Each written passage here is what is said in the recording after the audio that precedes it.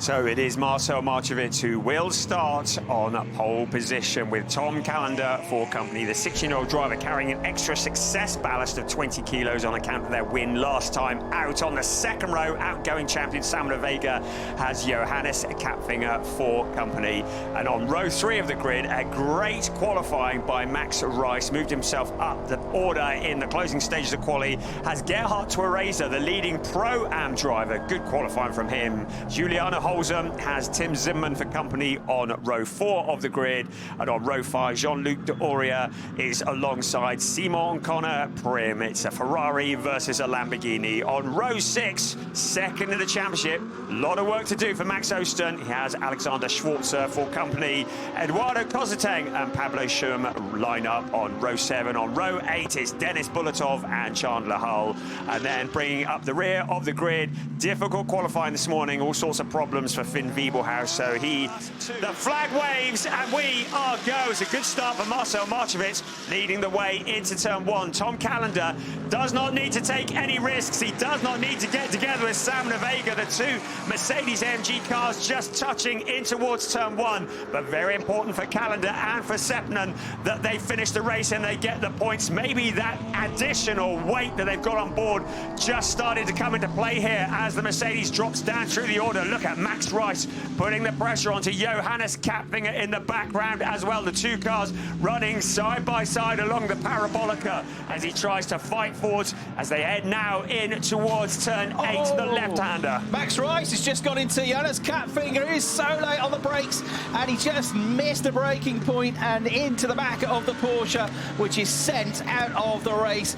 He's trying to fire it back up, Johannes Cap Finger, and he might have a left rear puncture as well, and huge damage to Max Rice's car as well. Smoke pouring out the back of the Mercedes and massive damage to the front right corner. Right, let's have a look here. And yeah, I mean, that was a really late move on the brakes, and whether there was a failure on the brakes or whether he just missed his braking point, whatever it was. And so fired up the inside of those two cars and couldn't get it slowed down in time to stop running into the back of Johannes Cap Finger. He was a long way back, and you're right, it might well be that had been an issue with the brakes there, because he...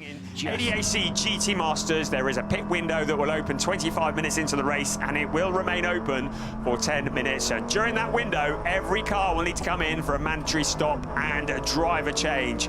Marcel Marovich onto the power out of turn 17 along the pit straight. Sam Vega in second place. Tom Kalender from that front row start down into P3 ahead of Jean-Luc D'Auria. Juliana Holzem, despite that visit to the gravel, but keep an eye on Max Oston in the mighty BMW. He will be looking to take any opportunity. He looks to the outside of Juliana Holzem. Not really going to make anything happen there, but maybe putting the pressure on. Holzem, in the meantime, is challenging Jean-Luc D'Auria for that 4th place. Great shots on board, the camera through the front grille of the Ferrari. Now Max Oston and Juliana Holzem side by side. This is for 5th place. Oston knows he's got to get a move on. He's got to get forwards. He needs to catch up with Tom Kalender, and he needs to challenge him quickly into the hairpin. Once again, under braking. Everybody challenging for position. The first 3 have got through okay. Then there's Jean-Luc D'Auria, but a lot of fighting behind. Max Oston still with Juliana Holzem, still challenging. And this was the onboard view with Max Oston in that battle with the Audi of Juliano Holzem just about squeezing his way through. It could not have been any closer. Well, they like it up close and personal here. Now a challenge for second place from Tom Kalender, trying to come back at Sam Vega. Still the fighting goes on further back. The number 10 car with Eduardo Kozateng at the wheel, the BMW. Once again getting his elbows out. There's bits flailing from the car because there has been contact. Silver drivers, and we have the Pro-Am drivers. The leading Pro-Am driver is Gerhard Twereza in 7th place. Second in the Pro-Ams is Alexander Schwarzer in 12th place. And in 13th place, third in the Pro-Ams is Chandler Hull. They will come into play later in the race because when the mandatory pit stop comes, they will have a shorter pit stop time to everybody else around them. And look at that.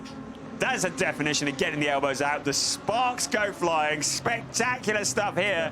3 Mercedes ahead, that's worth keeping an eye on. Then it's Max Oston in the BMW and Eduardo Kozateng losing that place, then giving the place back to the Gerhard Tweresa, number 19 Lamborghini. Here comes our race leader, Marcel Marovich, Salmon Vega still there, Tom Kalender, Jean-Luc Deoria looking fairly rapid as well. Finn Wiebelhaus putting pressure onto Simon Conner-Prim. This is for 7th place, so from the back of the pack, Finn Wiebelhaus clearly with the bit between his teeth in the Haupt Racing Mercedes. He's there ready to pounce as well, so if he makes a move, he's got to make it cleanly, because if he half goes for it and has to back off the throttle, he's going to lose a place. And that's Jean-Luc Deoria getting very, very wide and falling now into the clutches. It's the shape of a BWT sign. We're having another look here coming out of turn 17, very wide onto the gravel.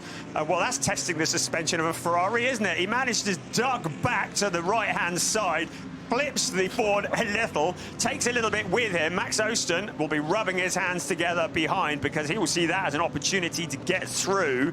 He hasn't at the moment been able to capitalise on it though, so the BMW still behind. And there's another one, that's Alexander Schwarzer, also going wide. They're all going to take a little chunk out of that until it's just sponsored by B, and that'll be it then. I mean, they wanted to get into advertising, but that's not really the way to do it, is it? And, oh, look at that, explosive stuff. Visit to the penalty box, which is on the way out of this corner. This is where they really stand on the brakes. They go from 265 kilometres an hour down to just 55 here. Second gear corner at the hairpin, the Spitzkehrer. Pretty terrifying, but very pleased that they all survived that. But both sets of twins, first time we've ever had identical twins, 2 sets of them, competing in GT Masters, pushing hard to get into the championship hunt. Right, Finn Wiebelhaus pushing hard to challenge Simon Conner-Prim into the hairpin once again. He ducks to the inside. He tried to sell the dummy going into the corner. He hasn't managed to make anything happen there, but Tim Zimmermann and Chandler Hull coming into the pits. In fact, Schwartz is already in. Hull and Pablo Schum joining him in the pits. So the pit window open, and they now make their mandatory stops and driver changes. So it'll be Alex Fack who will take over from Alexander Schwarzer. I'm just looking at our tracker. I don't think Simon Conner-Prim has taken his penalty lap this time around, but he will need to do that soon. Now we can see confirmation with the pictures. He hasn't taken it yet, but he's got Finn Wiebelhaus on his inside. He will need to take it next time around. Tim Zimmermann closes in on him as well. But cross that white line of the pit lane exit before the minimum pit stop time is up, so get as close to it as you can, but don't even go a fraction under it, else you are going to get a penalty.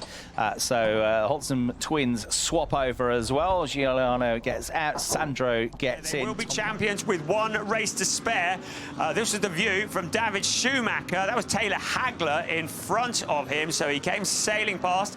That's a good view of David Schumacher. Just glances across, make sure he's clear, make sure there's no issues along the parabolica before they head into the hairpin. I would just point out Alex Fack as well, who the Pro-Am driver up into 4th place, has got past that car there. We're looking at a replay now. Alex Fack and Taylor Hagler running side by side in towards turn 1, and it went the way of Alex Fack. Taylor Hagler not really offering any particular battle to Alex Fack. So Fack up into 4th place. David Schumacher is our race leader. Marcel Marovich is 2nd. Elias Seppänen is 3rd. In 4th, Alex Fack. In 5th, Taylor Hagler. Make that 6th because Leon Köhler is now challenging for position. I thought he got his nose in front briefly.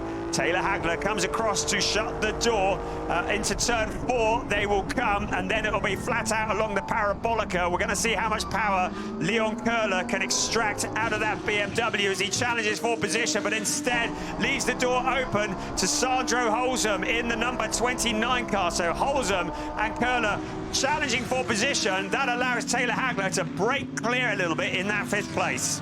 Great battle as they come down towards the heavy braking zone of the Spitzkehrer, the BMW on the inside. Leon Köhler just about fending off the Audi of Sandro Holcim. He's trying to gain a place. He's not careful. He's going to lose a place. Oh, absolute contact between the left rear wheel of the BMW and the front right of the Audi, which is carrying the onboard camera. And just about on the way to turn 7, the BMW holds a place, slows the car down, tries not to go to the back of the Lamborghini, outbrakes himself, leaves the door open, and here comes Sandro Olsen to make the move. In the Audi, he creeps around the outside and then finally snaps in front across the bows of the BMW. And the BMW of Leon Köhler is, I think, going to follow, is he? Taylor Hagler really fighting hard here. She's lost 2 places. She might lose another one now to Alan Valenti, and then maybe 1 or 2 more, because then it's Fischer trying to come past as well, and Benjamin Heites, the Chilean driver, who's in 10th place in that Lamborghini. Brilliant stuff. 6 cars all scrapping for 5th place. 3 abreast in places. They're heading towards the hairpin under the braking once again. Johannes Fischer, who's taken over from Finn Wiebelhaus on the exit of the hairpin, now running side by side with Alan Valente. That'll be for 7th place. Valente has the inside line for the next corner, but if he can hold on, Fischer will have the inside line for turn 8. The sharp left-hander, and he squeezes in front of the Ferrari. But great fighting further back for the 5th place. At the front of that queue, though, it's advantage Sandro Holzem. He's broken clear. Leon Köhler behind, on the edge of making history in GT Masters to become the first driver ever to successfully defend a GT Masters title. Further back, Alan Valente has Benjamin Heites for company in the 63 car. He's taken over from Tim Zimmermann. Taylor Hagler not able to offer a fight to them, so she drops back. But look at Benjamin Heites also challenging Alan Valente. This is a replay into the hairpin. You can see how close they were. Good job. No contact going on there on the exit of the hairpin. Holzem, now he and Elias Seppänen are leading the championship, potentially by 41 points, and are less than 11 minutes away from that championship. Change for position out on track, as predicted. Nico Handke challenging Taylor Hagler. He got through, but actually Hagler coming back now. So Lamborghini versus Aston Martin. He finally gets the job done into turn 8 under braking. The Hertling is almost within touching distance now, so whether he had a moment or whether he's got an issue with the car, but certainly not a good lap. That his 3.5 second gap is coming down. They've had some bad luck with car issues this year, have Schumacher and Ovega. Surely not another one for them. They've lost 3 seconds altogether on that lap. I think he's got an issue, hasn't he, because he's still struggling to keep the Mercedes behind him, and we're about to see, I think, a change of lead here. Yeah, swooping past comes Hertling. He goes deep into the corner, though, too deep into the corner, and that's a respite then for Schumacher, who gets back into the lead of the race. That might just give him enough time, but his car has got a big problem. In 3rd place, who is on the cusp of making history in ADAC GT Masters, Alex Fack, the leading Pro-Am driver in the background, in 4th place overall. But into the last couple of corners, this comes soon enough for David Schumacher. It's going to be a win for David Schumacher and Simon Ovega. It's going to be a championship for Elias Seppänen and Tom Kalender.